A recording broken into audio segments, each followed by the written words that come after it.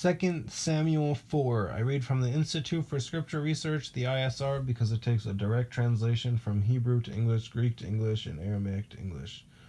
The letter J is about 600 years old, while Yehoshua the Son died on a stake for the sins of all of humanity more than 2,000 years ago. Yah is the Elohim of the heavens and the earth, the first and the last and the only. YahWeh, YahWeh. Yah is a very jealous El. He's so jealous that he doesn't even want the names of idols or mighty ones to come to our lips. Yehoshua in English is Joshua. 2 Samuel 4.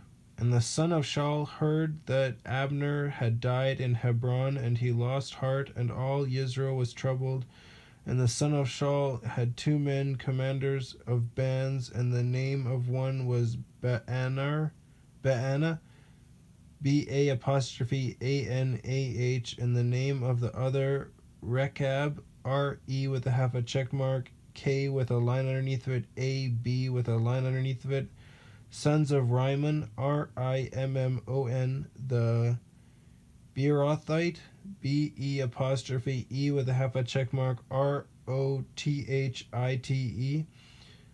Of the children of Benjamin, Beeroth was also reckoned in Benjamin, or to Benjamin,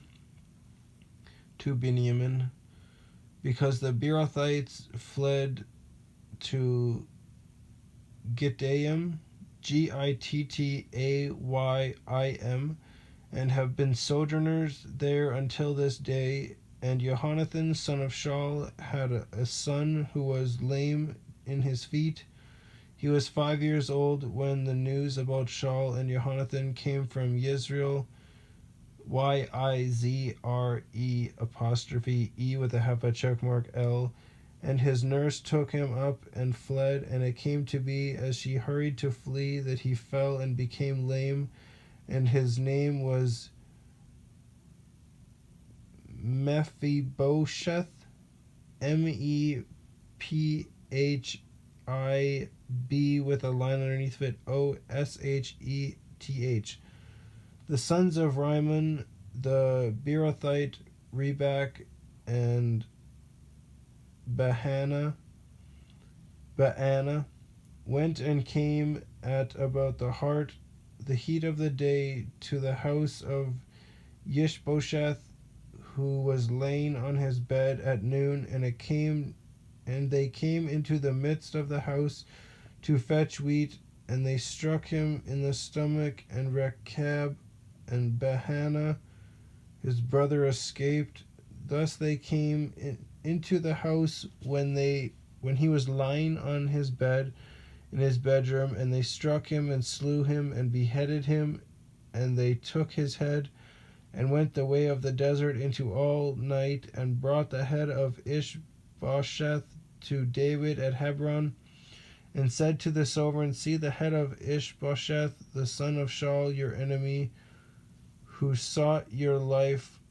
So Yah has given my master the sovereign vengeance on Shaul and his seed this day.